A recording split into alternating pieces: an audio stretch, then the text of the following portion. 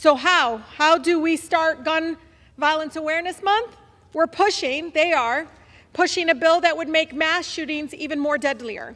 What we're talking about voting on this week is deregulating gun accessories that have been used in mass shootings across the country. Really?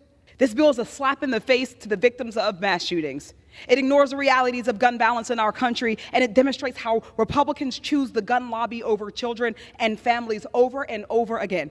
I rise today in honor of the millions of victims of gun violence whose voices have been silenced. We need to acknowledge what it means to be an American on today.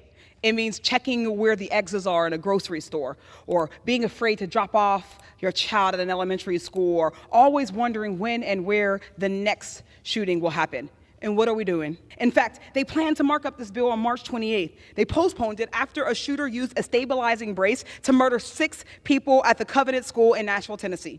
So instead, they choose the 7th anniversary of the Pulse nightclub shooting. And all while in my district, the Tree of Life families are fighting for justice, facing the gunmen who killed their loved ones in court. Indeed, mass shootings have become so commonplace, it would be hard to schedule this on a day that is not a terrible anniversary. This bill today is shameful. To my Republican colleagues, if you're not with us, at least get out of the way. You owe it to American people. I yield back. Mr. Speaker, I don't think my colleagues on the other side are aware that it is Gun Violence Awareness Month, which should actually be every month. We've already had over 290 mass shootings this year. That's more mass shootings than days in the year. It's been time for us to come together to try to address the horrific gun crisis. It's tearing our communities apart, Mr. Speaker, by our legislative inaction every single day. The plan is for them to raise awareness around gun violence in our country, which has again been horrific and more deadlier, is to ensure that it impacts more American families than ever before by making it easier to access stabilizing braces that have been misused, that have been used, again, for mass shootings. And it's not just the mass shootings, Mr. Speaker, it's everyday violence that doesn't even make the news anymore. It's a travesty that campaign cash from the NRA, gun manufacturers, and pro-death lobby have blocked the major reforms that we need to keep our communities safe. Our communities need an assault weapons ban. We need reforms on handguns and bold initiatives to reduce the number of firearms in our communities. Most of all, Mr. Speaker, we need accountability for the people that are causing this violence, because the gun violence crisis is enabling more people in power unwilling to do anything to stop the mass murder of countless Americans, especially our children.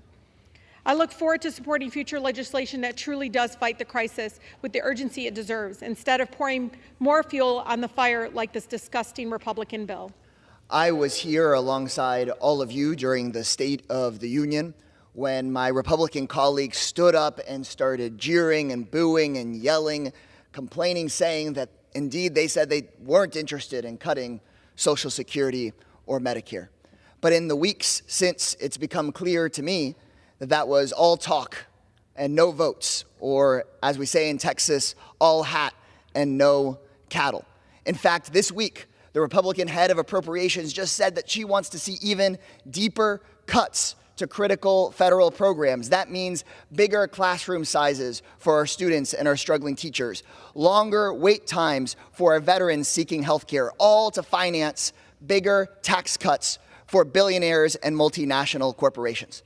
Social Security and Medicare are not safe until we step up and vote to make sure they are safe. And that's why I urge my colleagues to defeat the previous question so that we can vote for H.R. 178, which would put our money where our mouth is.